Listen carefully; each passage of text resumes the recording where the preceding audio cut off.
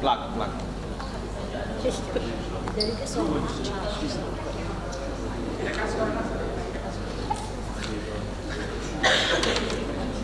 Oh, oh, oh. Ada macam ni. Mak kerja ada mula.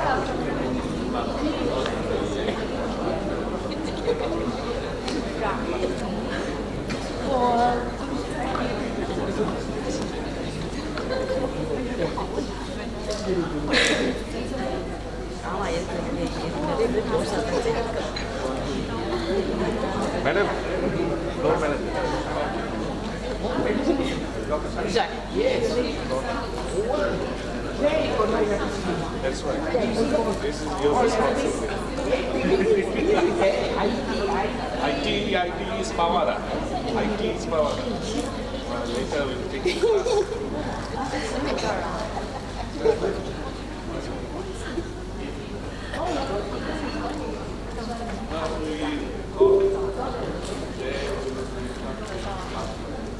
Which one is not functioning?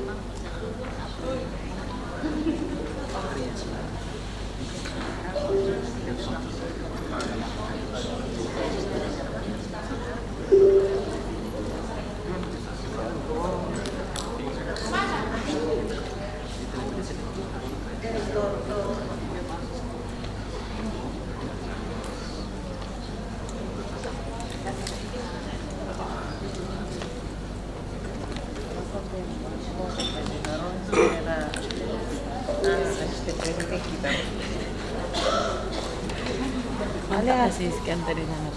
Ha? Yung tamanta nila. Pwede ko ba rin? Thank you, thank you.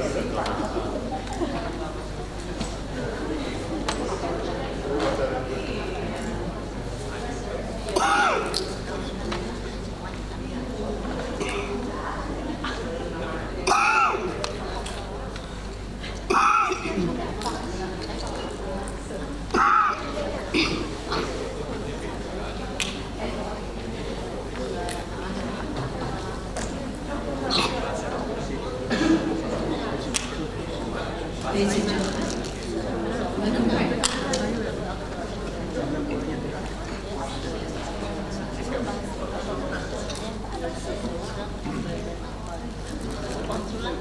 Let's welcome the chairperson, Dr. Nur Hashima Abdul Rashid, from Faculty of Applied Science, Lincoln University College. Dr. Nur Hashima Biomedical Sciences and Deputy Dean, Undergraduate Studies of Lincoln University College. She underwent her undergraduate study, BSc Applied Science, Plant Pathology at the University Science Malaysia in 2003. She obtained her postgraduate degree in Biotechnology, Molecular Biology, and MSc Biotechnology, Molecular Biology in 2010, and her doctorate in PhD in Biomedical Sciences in 2020. Ladies and gentlemen, her research interests focus on the development of protective effects of natural products against chemotherapy treatment and mechanism of drug toxicity. Ladies and gentlemen, please welcome Dr. Hashima.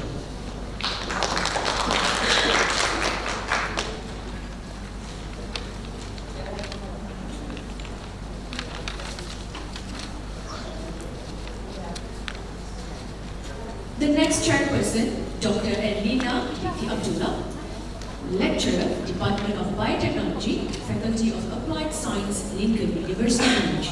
She received her PhD degree in Science Biotechnology from University of Malaya, Kuala Lumpur. She has industrial experience working in the Institute of Medical Research, dealing with several biomedical equipment such as flow cytometry, for few research projects related to COVID-19 and vaccination.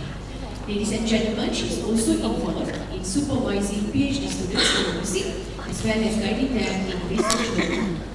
Ladies and gentlemen, her research findings were in optimization process study for biological properties, antibacterial and anti-cancers, proteomics, natural products, and mushrooms have been published in international journals. Ladies and gentlemen, please welcome Dr. Elena Abdullah.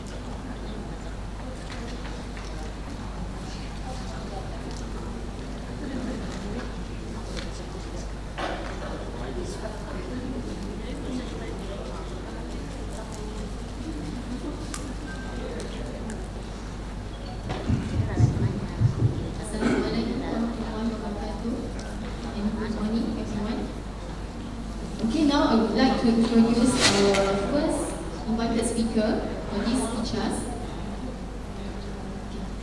Our speaker is Dr. Abdullah Junior S. Mangarun. Okay, he is the Dean from the College of Health Science. He is also a chairman from University Library Committee and also Mindanao State University Institute of Technology, Philippines. Okay, now I would like to introduce some biography from Dr. Abdullah. So Dr. Abdullah, he is the Dean of the College of Health Science at Mindanao State University Institute of Technology. He holds a Doctor of Science in Nursing, majoring in gerontology from Shehu Normal University.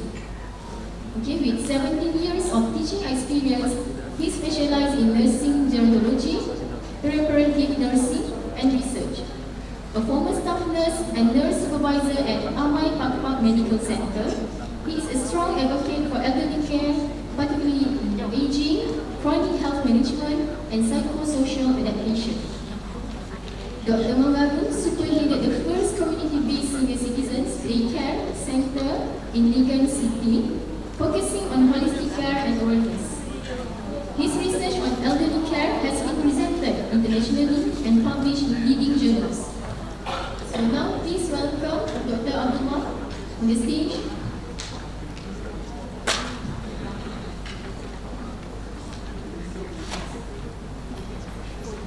Okay, for today's presentation, Dr. Abdullah will be presenting on the topic building a robust safety culture, enhancing patient and clinician outcomes in healthcare.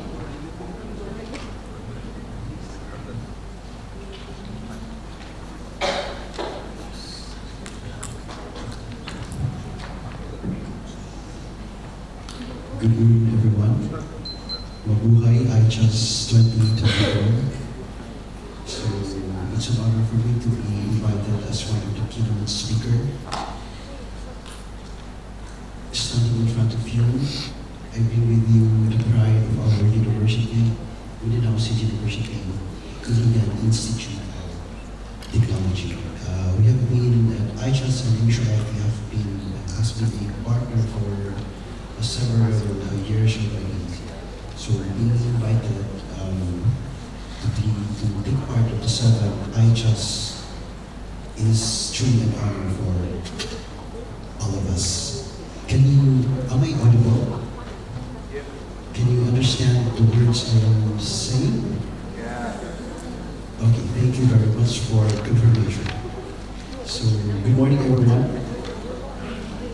Before we dive into today's topic, I'd like you to imagine this. You're part of a healthcare team facing the pressure environment of the hospital. Every decision you make not only affects your patients, but also your colleagues and, of course, yourself. Now ask yourself, how much of what we do every day is influenced by the culture around us? Today, we're going to explore how a strong safety culture can shape those decisions, protect patients, and even improve our own well-being as a healthcare professionals. This isn't just about protocols. It's about transforming the way we think, the way we communicate, and the way we work together. So let's get started. So here are the 4 objectives that we should be able to achieve by the end of the presentation. Understand the key components of safety culture. Participants will be able to define safety culture and identify its core elements, including leadership engagement, communication, teamwork, and error reporting systems. Another, recognize the impact of safety culture on patients and clinicians' outcomes. Attendees will learn how a strong safety culture reduces medical errors, infections, and complications, while also improving clinicians' well-being by reducing burnouts and turnover. Third, apply practical strategies to improve safety culture in healthcare systems or setting. Participants will gain actionable insights into how to foster a positive safety culture, such as implementing non-punitive feedback systems, conducting safety audits, and involving patient safety protocols. And lastly, acknowledge the role of adaptive work in tailoring safety practices. After the presentation, the participants will understand the importance of adaptive work, particularly how to customize safety practices to meet the specific needs of their healthcare unit through tools like comprehensive unit-based safety program.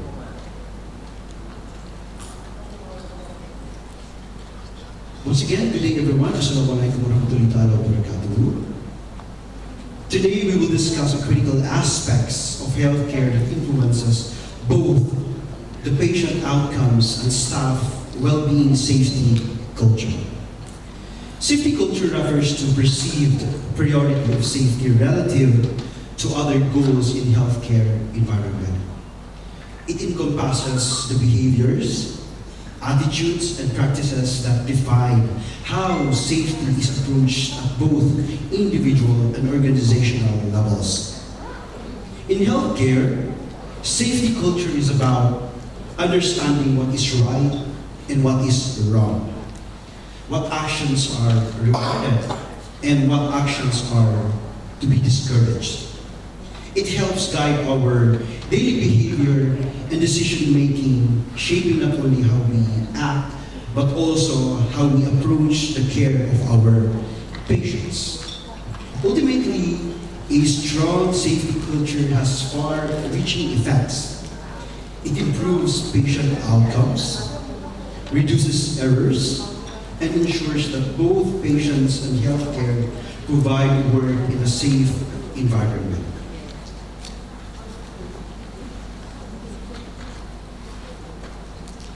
So the key objectives of any healthcare system ensures that safety of the patients. However, it is not always clear to establish robust patient safety systems across a range of departments and technical procedures.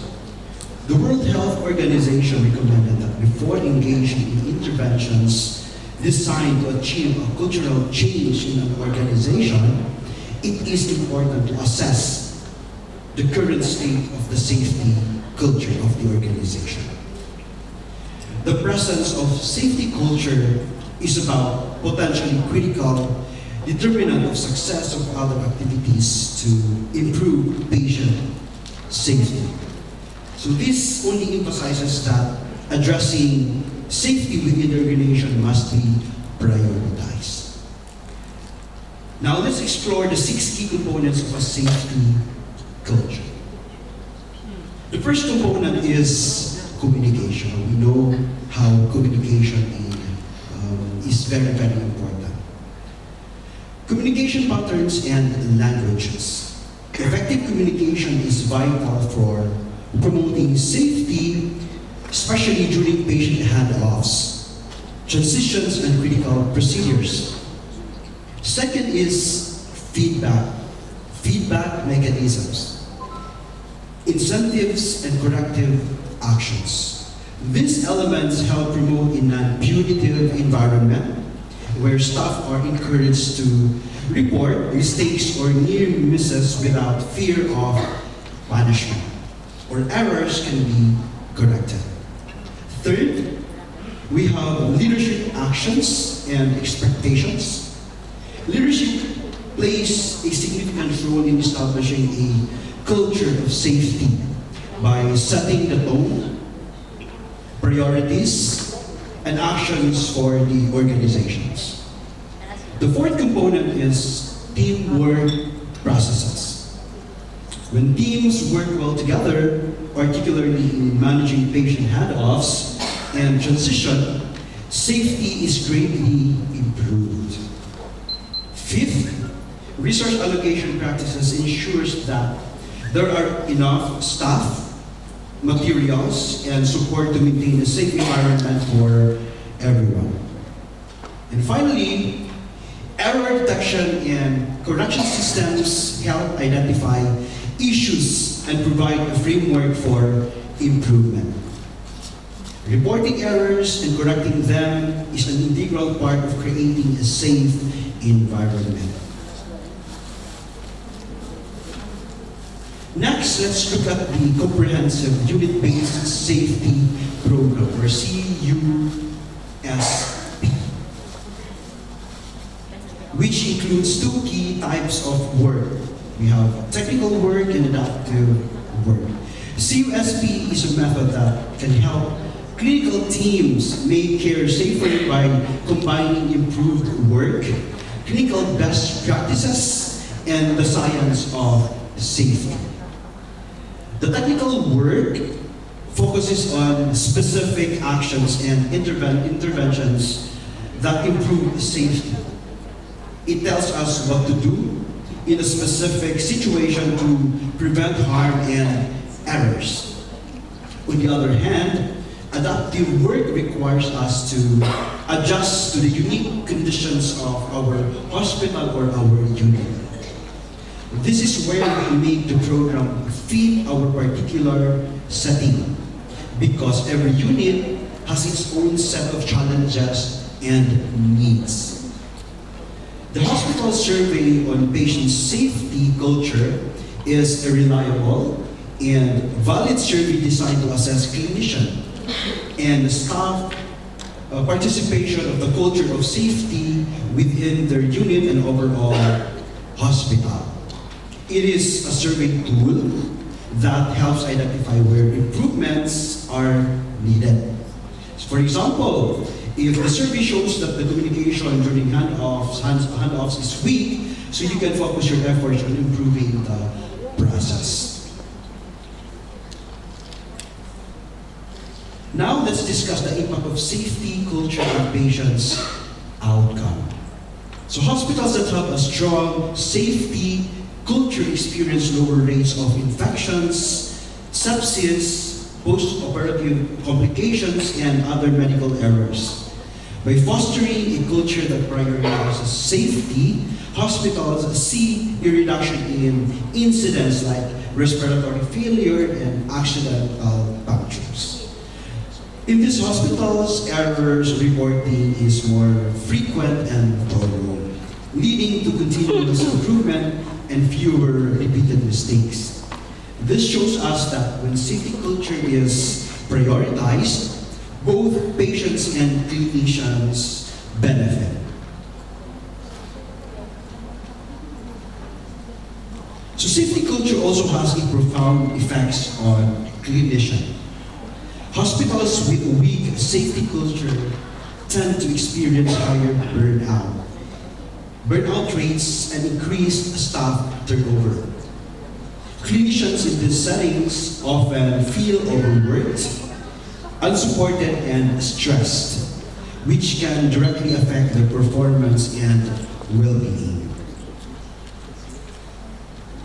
Conversely, hospitals with a strong safety culture tend to have a lower burnout rates, and clinicians feel more supported in their work. This not only improves staff morale, but also ensures that they can focus more on the patient care.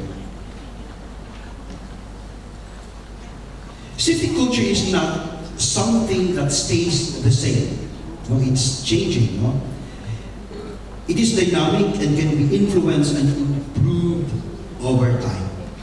By using a multi-component interventions, such as focusing on communication, leadership, and resource management, you can shape and enhance the safety culture in your unit or hospital.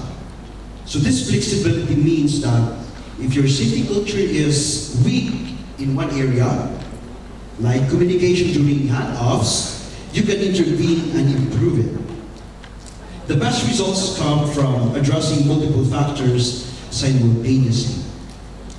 Moving on to specific strategies for promoting safety culture, we first need a strong leadership and management commitment.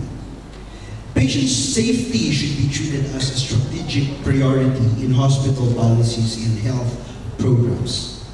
This involves ensuring that clinical audits are conducted regularly, promoting the use of checklists in patient care, and holding morbidity and mortality meetings to review critical cases. Leaders should actively promote patient safety, executive work grounds to observe and reinforce a culture of safety at every levels. Leadership should also hold all levels of staff accountable for maintaining high standards of patient care and safety. Ensuring a safe environment within the healthcare facility is another crucial strategy. This involves compliance with environmental standards such as posting warning signs in hazardous areas, ensuring a safe food and drink supply, and implementing a robust preventive maintenance program for the facility's physical environment. Moreover, there should be an emergency plan in place and systems established to ensure that cleaning and sanitation standards are regularly met and maintained. Protecting the safety of healthcare personnel is another key component of a safety culture. This includes implementing an occupational health program to prevent healthcare-associated infections, ensuring staffing levels are adequate to meet the patient's needs, and adhering to national labor laws to protect workers' rights. Additionally, protocols should be established for screening staff for transmissible infections before employment and regularly thereafter. Providing staff with vaccination is also essential in maintaining a safe working environment. An effective medical record system is vital to ensuring patient safety. Health facilities should use standardized codes for diseases and procedures and maintain a comprehensive medical records archiving system. Every patient should have a unique medical record, ensuring continuity of care and reducing the risk of errors.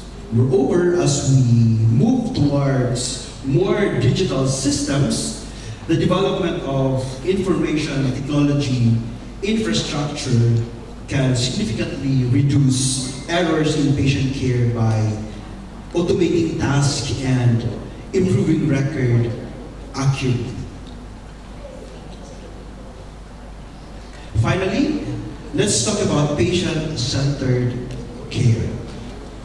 It's crucial to involve patients and their families in the decision-making processes regarding their care. This includes obtaining informed consent for treatments and procedures and communicating openly with them if adverse event occurs. Patients and their families should also be encouraged to report incidents since they are the one together with the family for 24 hours. Because doctor and nurses only see the patient during rounds or implementing some procedures. And their feedback should be taken seriously. Furthermore, we should involve patients and consumer advocates in patient safety committee to ensure that their perspectives are considered in safety initiative. So in conclusion, promoting a culture of safety in healthcare is essential to achieving better outcomes for both the patient and the clinicians. By focusing on leadership commitment, communication, resource allocation, and teamwork, we can create an environment where safety is prioritized at every level. Remember, safety culture is dynamic and can always be improved through targeted interventions. So let's continue to work together to ensure that our healthcare facilities are not just places of treatment, but places where safety and quality care are the forefront. Thank you. Thank you very much, Dr. Abdullah, for a very thoughtful presentation. Doctor, do you allow questions from the audience? Do you allow questions from the audience? Okay. So, anyone who would like to ask questions to Dr. Abdullah? Okay, so no question. Thank you very much again, Dr. Abdullah. Thank you so much.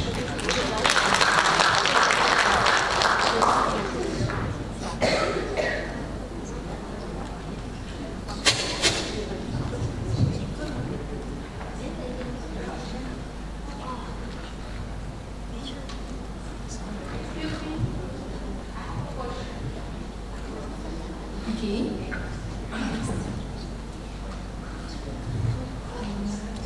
We have one question.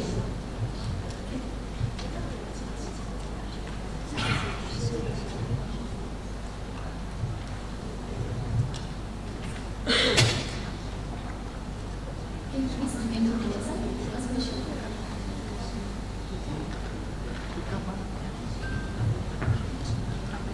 keynote speech, we don't allow any question, and if the speaker is allowing, no problem. And you can discuss in the last time session as well. Madam, now you ask please. No problem. Good morning, Doctor. This is Dr. Sudha from IDM University Gwalior, Madhya Pradesh, India. I have a question regarding the patient safety. Can you put your opinion about the interprofessional collaboration in maintaining the patient safety? Can you throw some light? How the interprofessional collaboration enhances the patient safety?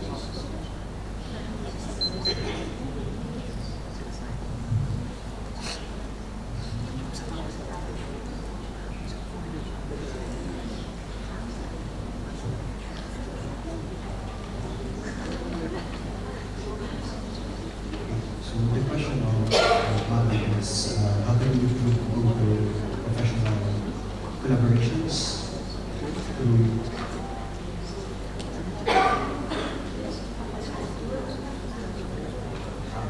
so I think the key for that is communication.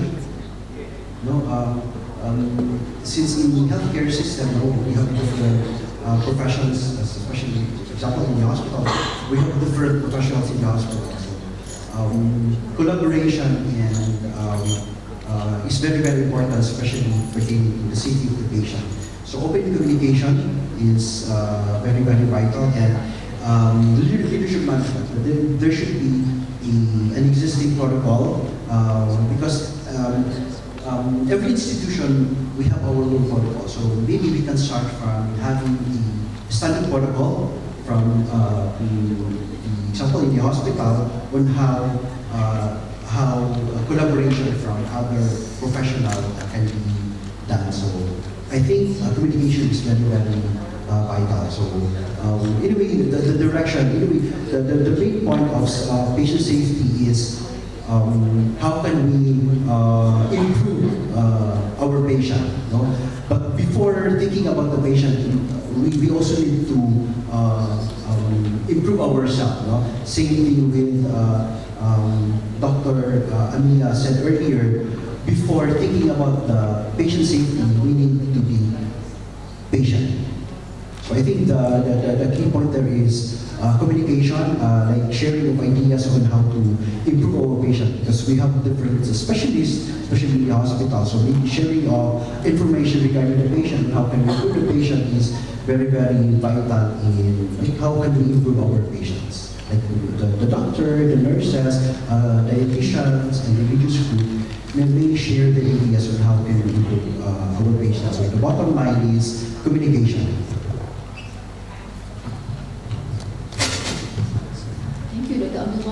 Okay, for further question or discussion, maybe you guys can go and meet personally Dr. Abdullah during the break. Okay, thank you. Thank you very much for your thoughtful presentation. Now I would like to call upon for the Professor Dr. Niranjan Nayak. Professor Dr. Niranjan Nayak has 42 years of professional experience with 29 years dedicated to teaching.